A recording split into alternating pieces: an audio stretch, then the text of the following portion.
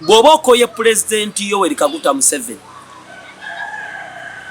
bw'oba oyagala obuyinza bukyuke mu ggwanga lyo, bw'oba oyagala okuwasa, bw'oba oyagala okukyusa obulamu bwo, wuliriza amagezi gano. Ensi si kuleekaana, ensi kukola. Buli kintu kyonna ky'olabako n'amaaso go kiva mu bulamu obutalabika.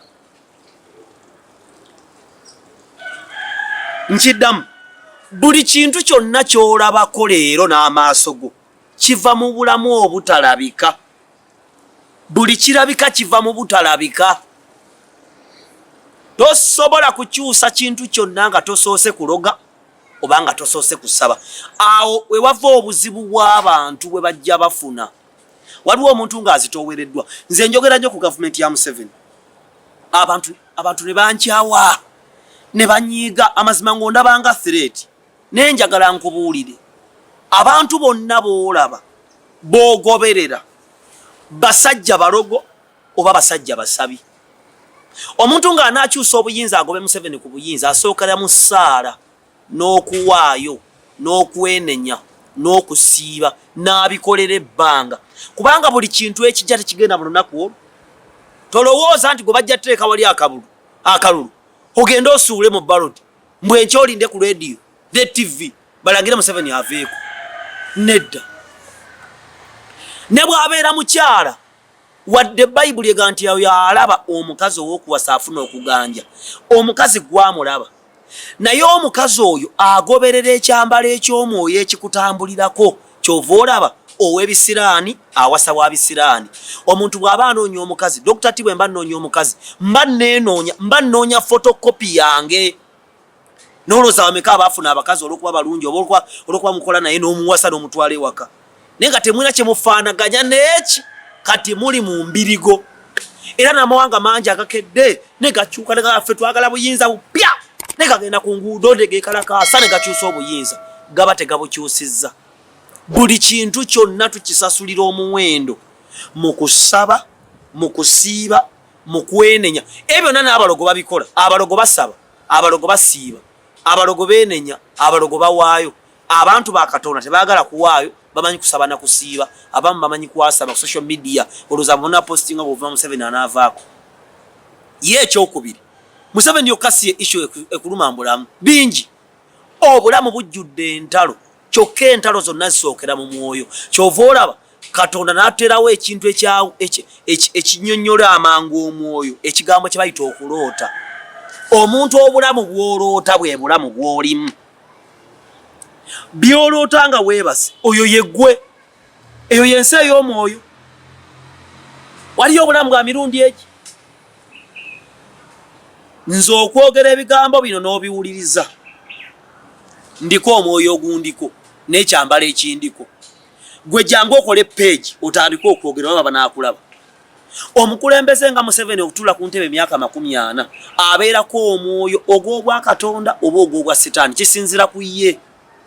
Kati gwe tojja kujjodde ku social media owemule ovume olowooze nti anaakola atya, anaavaako. Omuntu okwagalibwa n'ogamba n'enfiira ku Kyagulanyi ng'oli bw'amwogerako owulira ofa, kitegeeza yakusabira, yakutasasula omuwendo oba yakuloga.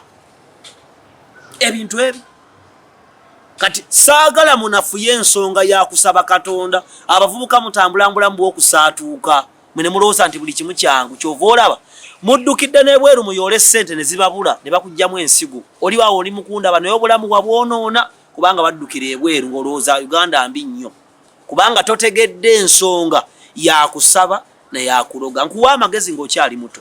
Byombi londako kimu ate buli kyokola okikolere ddala. Bw'osalawo okulogogaggawale genda osaddaake mukyalawo n'abaana bo. Bw'osalawo okusaba weeweereyo ddala mu maaso ga Katonda, kubanga tewali mugagga atali mulogo, tewali mugagga atali musabi. Omugagga either abeera mulogo oba musabi. Kati ffe ffenna boolaba ku social media tulina gye tuva gy'otalaba. Nina byenkola besobola kunnyonnyola. Museveni alina byakola batasobola kunnyonnyola.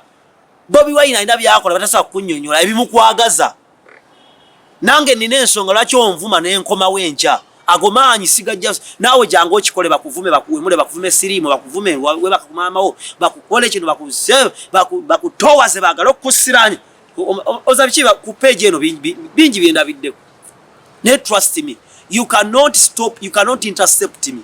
I'm going to remain doing what I'm doing as I'm elevated kubeera nja babeera waggulu kubeera bangi kati mbali waggulu naye ki biva mu bulamu obwo nze ndi musajja mulokola akeera ku makya okusaba n'ebirala bisobola kunnyonnyola okujjako ng'otudde wano kubanga sibuli omuti n'omunyi waliwo abandabanga muli misambwe waliwo abandabanga muva mu magombe nze nkeera ku makya nenkola omulimu gw'obwakatonda nenzijja nga ndatta nendaba komenti abampemula abanvuma kubanga nategeera ensonga y'okuloga oba okusaba.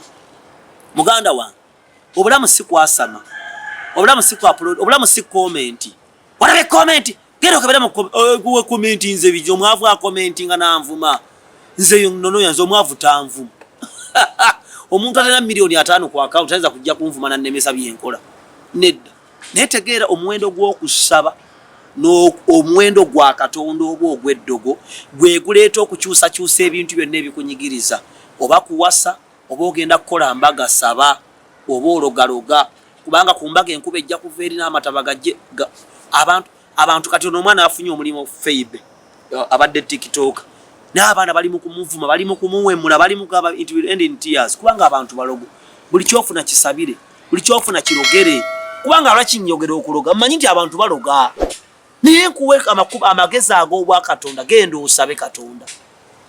Nze Dr. Tiyamale Pastor Asha wuuyo agenda tusabira mumuwulirize. Njagala okusabako kukoneka damu. Oh my God. Wave Uganda n'ogenda ejoli wetwogerera kati olina emitawaana olina ebizibu and you don't have an answer. I'm telling you olina ne bw'okubiddeko ku masimu naye ebintu ebinaba kukwataganyizibwa naye Jeremiah 33 etunnyonnyola waliwo gwe tulina okukubira essimu ate nga nze mpulira natambudde naye njagala ompeyo eddakiika zo kubanga njagala kusabako naawe olina emitawaana mu ngeri gy'otambuzaamu obulamu bwo olina emitawaana mu bigambo by'ensimbi niwenjogerera kati bano bakusasula balina engeri gye bakuzannyazannya kyokka nawe gwe basasudde essente zo tonna bakuzitegera bulungi we zigenda naye kati soka ebibeere ku ssente waliwo ebizibu abamu bitulina kati wenjogerera ng'oli mu kiyumba kusakakati this particular time and you are seriously troubled. I'm telling you, my God is able to do exceedingly abundantly, even above our prayer, but I need your attention. I need to pay attention. I want nali yagadde tusabeko ffenna mu ddakiika zino naye ensonga yonna abonna abatutuukiridde yes abatuukidde Dr. T abantuukidde mu inbox. Thank you very much. Nenfuna okulowooza nti many of us are there and we are troubled. And I know the power of prayer. Let's take these minutes as we pray together. Njagala nsabeko nawe mu Mukama waffe and my God will do exceedingly. Njagala okufuna okukkiriza awoli nti Katonda asobola okukusumulula asobola kubanga era gwe mulimu gwe ye musumuluza atera mulokozi. So just close your eyes if you are able to. If you are not able, just believe in your heart with me as I pray. Katonda yatonda eggulu n'ensi mu linnya lya Yesu Kristo. Oli Katonda ayagala abaana baffe. Oli Katonda alina ekigendererwa eky'obuvunaanyizibwa era ekirungi eri eggwanga lyaffe Uganda n'abo abalirimu ayo n'abo abazaalibwamu ayo Kabaka Kitange. Ekiro ekyo ekirungi kitambula ku bulamu bwaffe naye nzija mu maaso go mu linnya lya Yesu Kristo nga njogerako n'oyo Kadaama ali mu kiyumba ku saa zino ng'atabuddwa. Oli Katonda asobola okukola kyenva nkusaba mu linnya lya Kristo Yesu emitawaana egimwetoolodde gyonna ngiwamba mu Kristo Yesu ngitwata nate mu ngalo zino 10. I bring them into the fingers, Lord, of 10 as you speak concerning the battle and the wars, concerning the hands. Lord, I ask of you in Jesus' name nti ebyo byonna ebizibu by'abadde alina by'alina omwana oyo byatambuliramu amaziga g'abadde akaaba oli Katonda asobola okugasangula. Nkusaba mu kisaa kyo okumusisinkana leero, nkusaba okusisinkana omutima gwe, okusinkana amagumba, nkusaba okusinkana endowooza mu linnya lya Yesu Kristo. Njogerako naawe alina omuziga gukusumba newe njogerera kati nga guli mu birowoozo byo mu linnya lya Yesu Kristo. Nnumbagana ogwo omuze naawe gw'omanyidde nti n'ogukooye naye nga guli mu bulamu bwo ngwamba n'ate mu linnya lya Yesu Kristo nga nguteeka wansi w'obuyinza bw'ekiro ekiriwo eky'eggwanga Katonda kyatuwadde oyo Katonda wa Abraham, Isaac ne Yakobo ye Katonda wa Uganda nga nkulangirirako freedom wherever you are in the name of Jesus. You may think I'm not mentioning your word and your situation, but I'm telling you, whatever situation that you are going in right now, by the name of Jesus, in the name of Jesus, covering you in the blood of the Lamb of God, I redeem you right now, and I call you to come forth into liberty in Jesus' name. Amen and amen.